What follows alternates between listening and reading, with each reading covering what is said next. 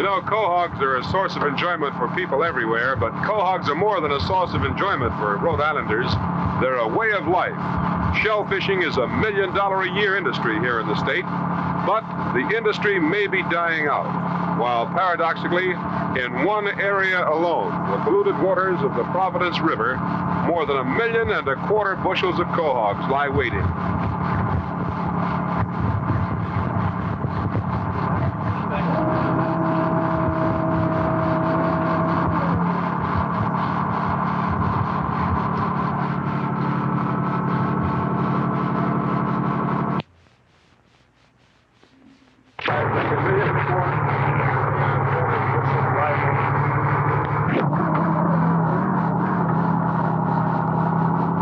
By 20 seconds, hell, I could memorize it.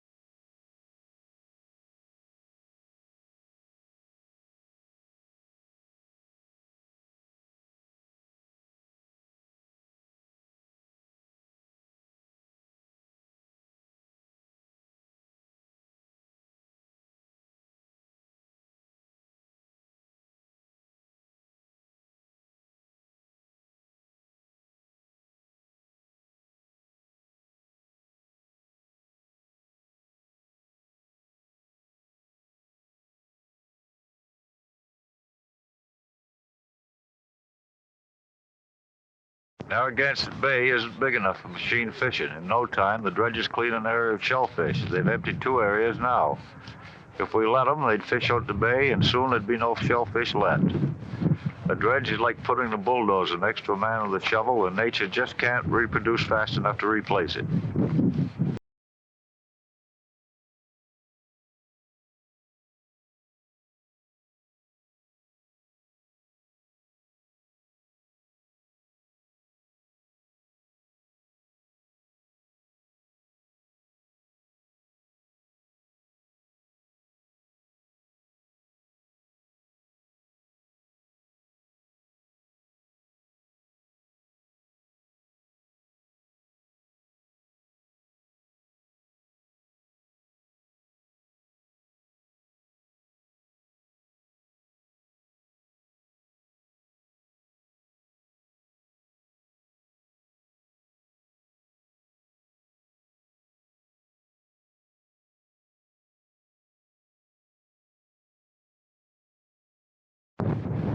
This dredging situation has been very controversial for years.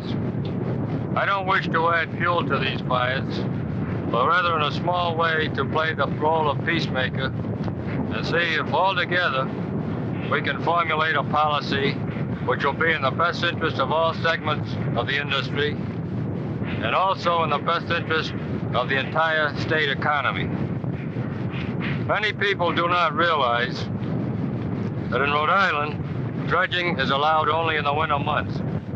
In the past, 3 areas have been theoretically available, but only one of these has been good quahog grounds, and this one has been overfished. A practical rotation situation for the 4 winter months is badly needed, and I am hopeful can eventually be agreed upon. In the meantime, the self-sustaining mass transplant program, if placed in effect, may be the answer for both the dredger and the hand tongers.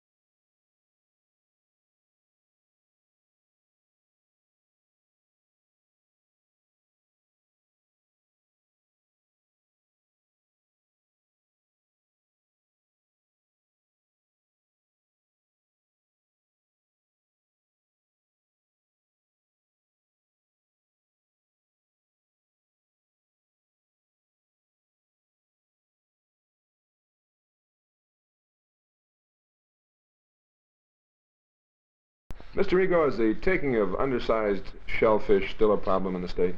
It is a little problem now, Dave, but nothing in comparison to what it was many years ago. Approximately 9-10 years ago, I was informed that 20, 30, or even 40,000 bushels of undersized left Rhode Island. But today, I think it runs only in the hundreds and possibly no more than 1,000 bushels that would go out of the state. Well, how is the problem solved? Well, the problem, I think, was solved because of better men in the enforcement group and new equipment and facilities to enforce the laws, and also new and better legislation that was passed by the General Assembly. Well, can you elaborate a bit on the legislation? What is the new law that governs this? Well, some of the new laws are the felony law that we have now in the books, that anyone taking any fishing at night, a shellfish, it's a felony and he can go to jail if he's convicted. And of course, some of the other laws, we had teeth put into them, and of course with the new with the new officers that are well trained and expediting their work and doing their job, I think that we have accomplished a great deal. Well, just what have you accomplished, Mr. Rigo? How about your record for last year?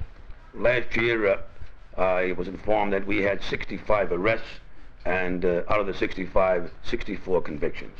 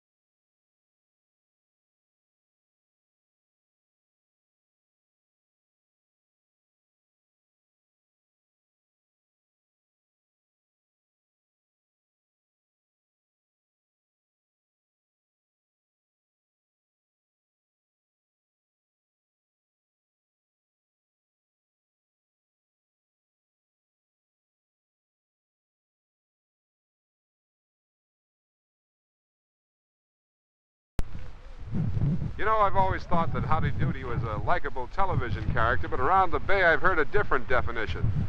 Fred, just what is a Howdy Doody? Well, it's a term that the full-time professional fisherman uses for anyone that fishes only on a part-time basis. Well, does a professional fisherman like the Howdy Doody? Well, Dave, a lot of them don't like the Howdy Doodies. They feel that they don't work in the best interest of the full-time professional fisherman. My thinking on the subject is that it's time for all of us in the industry to get together and do what we can to solve problems that are common to all of us and to eliminate as much of this petty bickering as we can.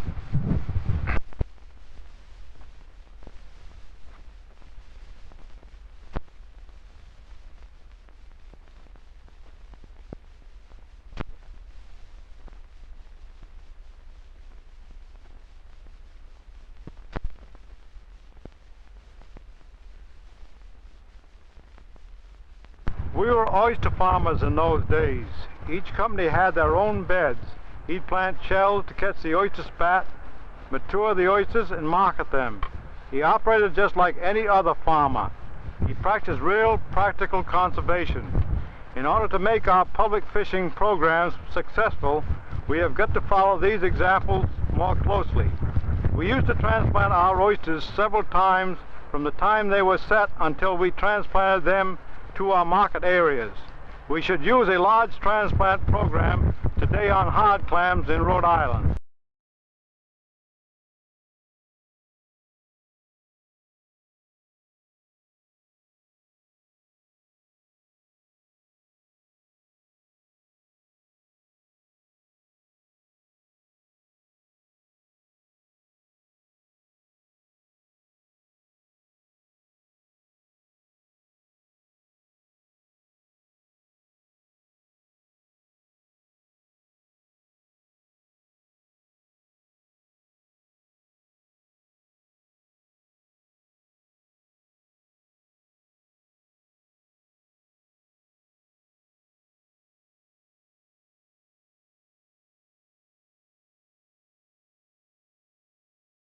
Mr. Blount, why are you so interested in the transplant program? Dave, I've explored from the coast of Maine to the Gulf of Mexico for quahogs, and I've never found the concentration that we have in our polluted areas. A population survey was made in 1956 by the Fish and Wildlife Service and found in the Browns River area alone 1.5 million bushels. To prove my point, watch this.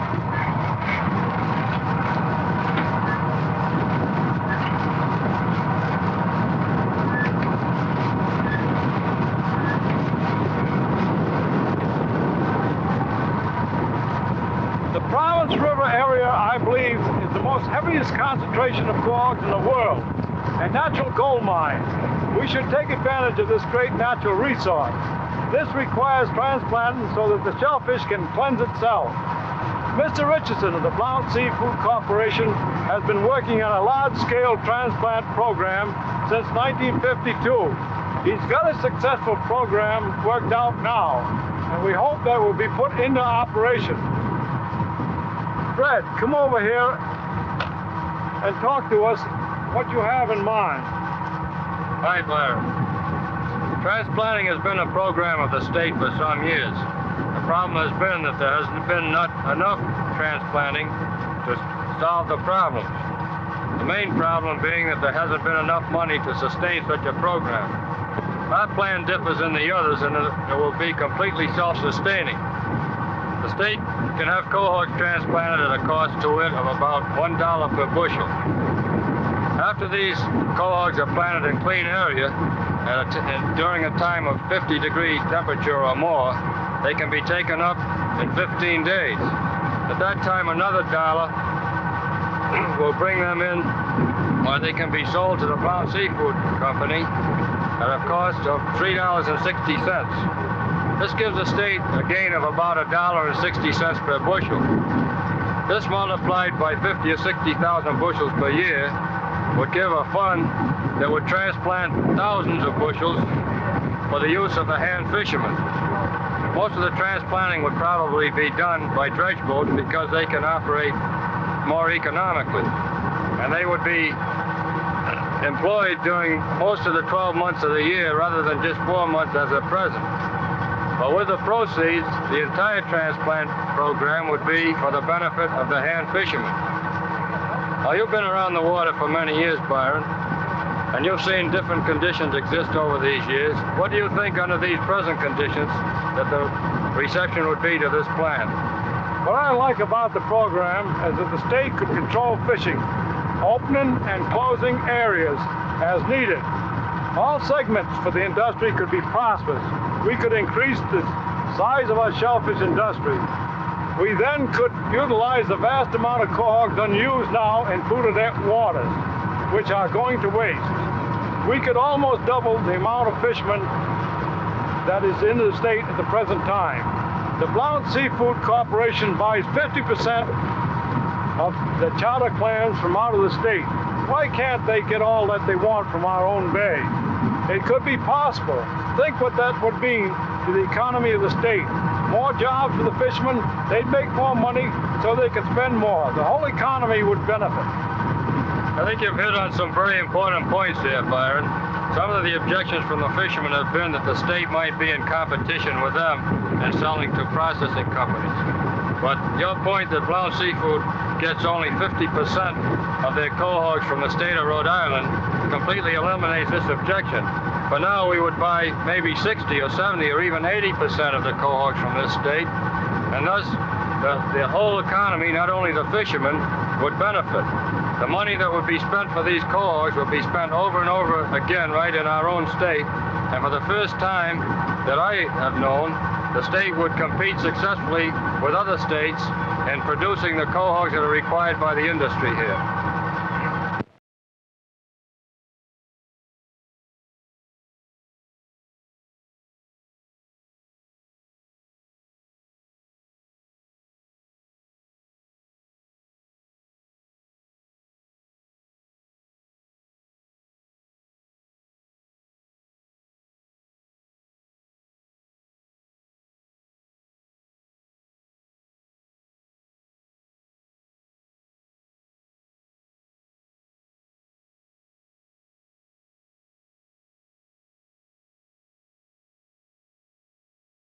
Control of management might also be considered for Narragansett Bay, provided we maintain democratic premises of our government, of course, and keep uppermost in mind the public interest.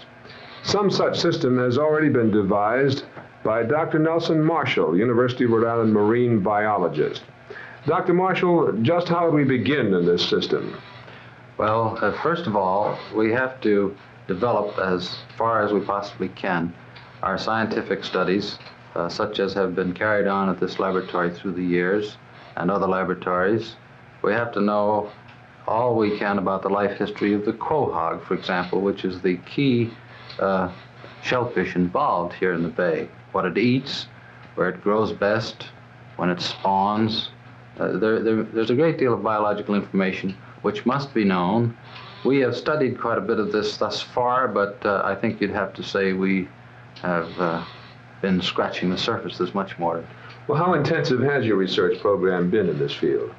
Well, this is a good point. There's been a good deal of work done, but comparatively speaking, it's of no great consequence when we think of the work that's been done for the farmer. The fisherman, for example, has a good case when he hollers that we've invested so much in agricultural research and we haven't done a comparable job on our marine resources. Now, what I think we need in the bay is not only a continuation of our biological studies, where we've made a good start, but we need a program in which we will review the economic, the social, and the political aspects of our marine resources studies. We need to get an integrated look at a problem which thus far has been studied only as a biological problem. We ought to have, as a principal investigator, someone who is skilled in this type of area research. And this principal investigator should be aided by marine biologists and economists and political scientists to give us what I keep referring to as the integrated picture of the resource use problem in the bay. Well, this sort of program would be quite expensive, wouldn't it? Well, as a basic program, I think we should figure on spending approximately $25,000 over a period of 3 years. This is to lay the background for knowing how to work in the Bay Area. Doctor, how would you propose to implement the results of this research program? Well, at present I can only speculate, but I think I have some interesting thoughts. And that is the possibility of having a bay-wide management authority, perhaps with some such rights as we see in the example of the TVA Authority or the New York Port Authority, where a properly organized board operating in the public interest, and I would underscore the public interest, would farm and develop the bay's resources very much as a farmer would do if he were developing this area as his own farmland. In this case, it would be a farm of the sea. And we know very well that people who have farmed the seas have done so very successfully. Now the question is, can we set up some sort of a management and development authority that might do the same thing in the public interest? You're talking about one on a statewide basis? Yes, yes, I am. Doctor, going along with your speculation now, would you anticipate any immediate problem in setting up such an authority? Well, this is a big step, an enormous step, and I think we should cut the speculation until we complete the studies that I've suggested.